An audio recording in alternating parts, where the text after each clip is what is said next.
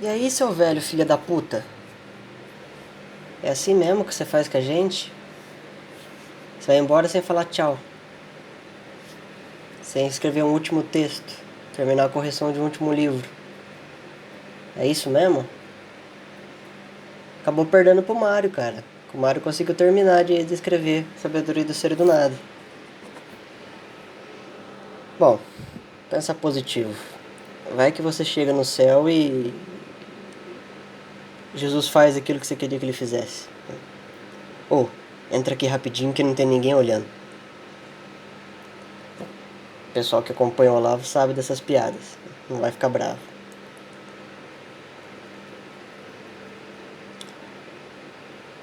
O, o último autor de filosofia no Brasil morreu, tá bom?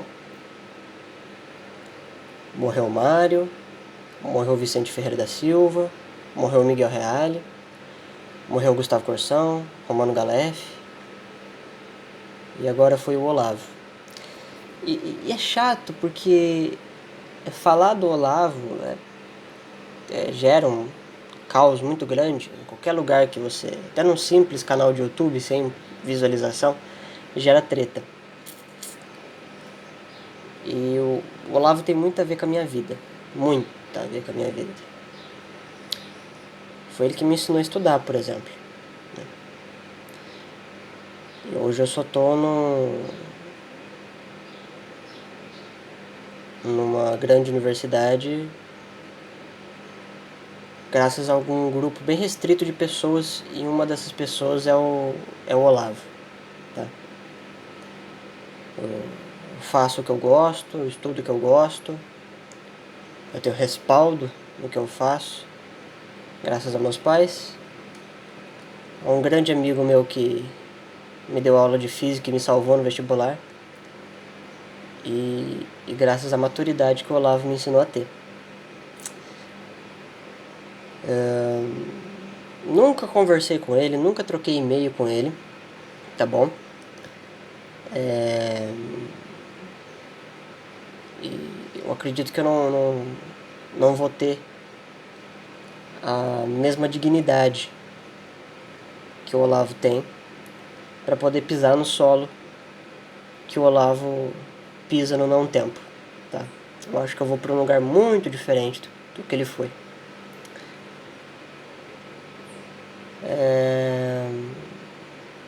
Vai deixar saudade, vai deixar saudade. Mas tudo que entra na esfera do ser jamais sai da esfera do ser. Eu já conversei com alunos dele, discípulos dele. Sempre que eu corrigi o Olavo em alguma coisa que eu discordava, vinha aquela frota gigantesca de Olavete me xingar. Eu dava a resposta à altura, quem me conhece sabe o meu jeito que eu procedo.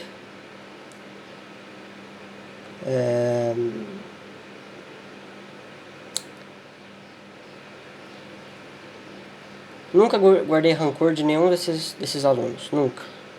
Sempre ficava bravo com eles na hora, mas depois passava.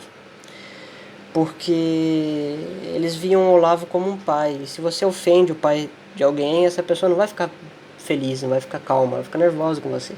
Por mais que o que eu fizesse, eu nunca interpretei, acho que eu nunca vou interpretar como uma ofensa. Era só uma conversa sobre assuntos filosóficos. Né? Mas o pessoal via assim, então não tem o que fazer. Às vezes a pessoa tem estresse pós-traumático, transtorno de narcisismo, ela vai fazer muito drama. O ser humano vive no drama, gosta do drama, como diria o René Girard. Tá? Nesse exato momento vão se produzir 1 bilhão de artigos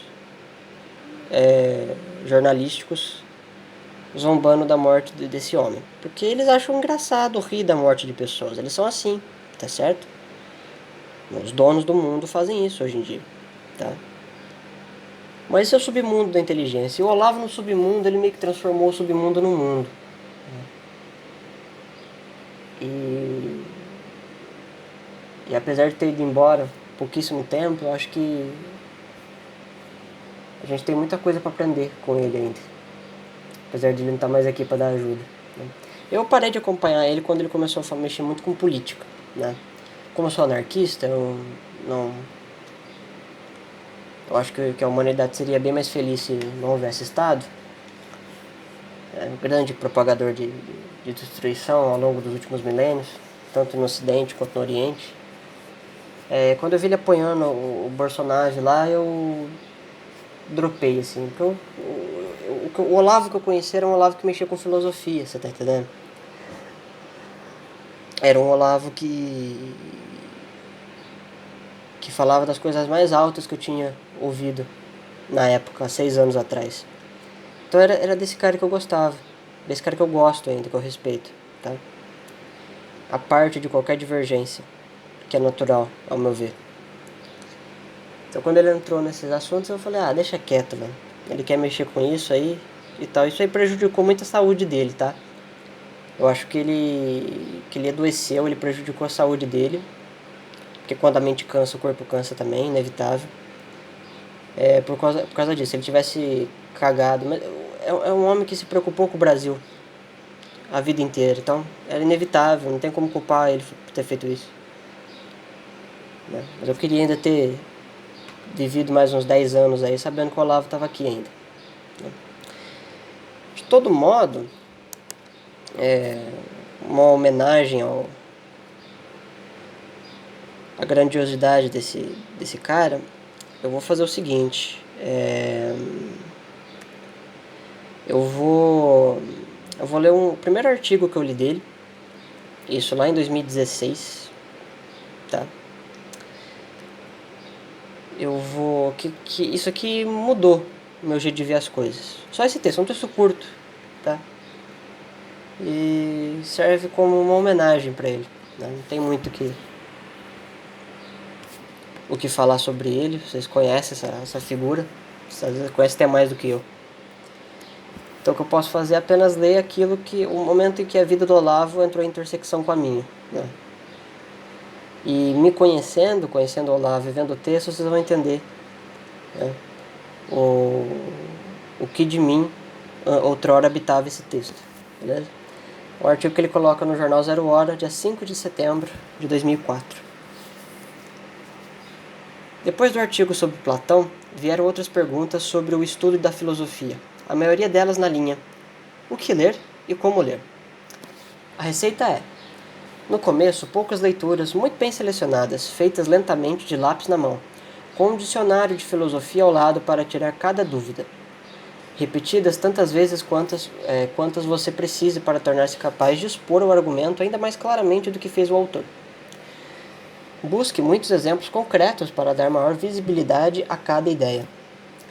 Depois, aos poucos, vá ampliando o círculo, abrangendo o estudo eruditos sobre pontos determinados, até conseguir dominar a história inteira das discussões sobre cada tópico. Por exemplo, o problema dos níveis de realidade em Platão, os sentidos da palavra ser em Aristóteles, etc.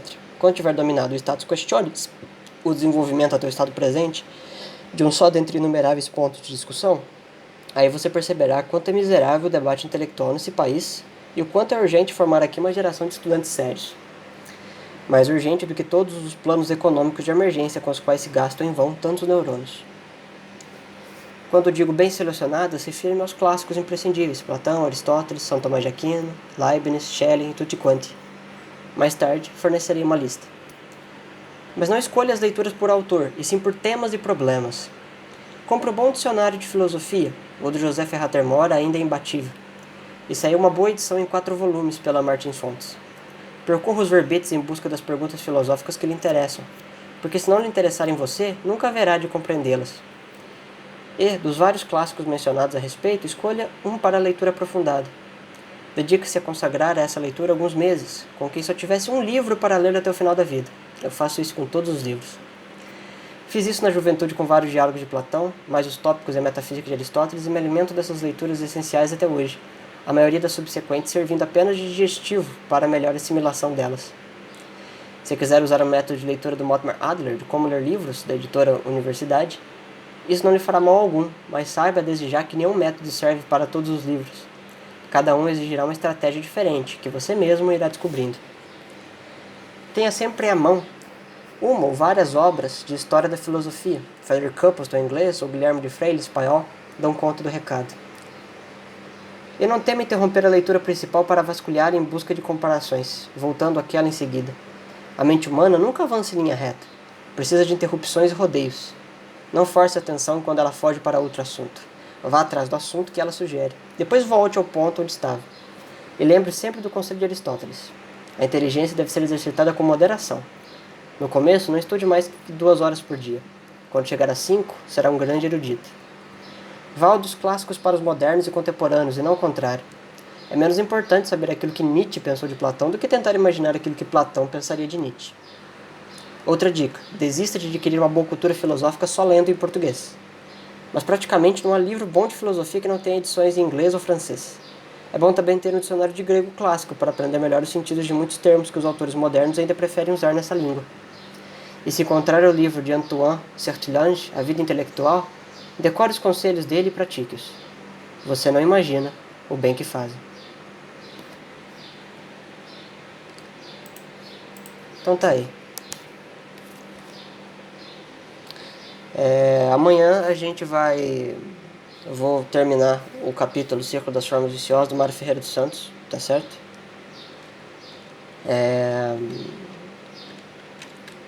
A gente vai seguir o itinerário normal de vida. Eu só fiz isso hoje porque é uma notícia importante pra mim e triste ao mesmo tempo, né?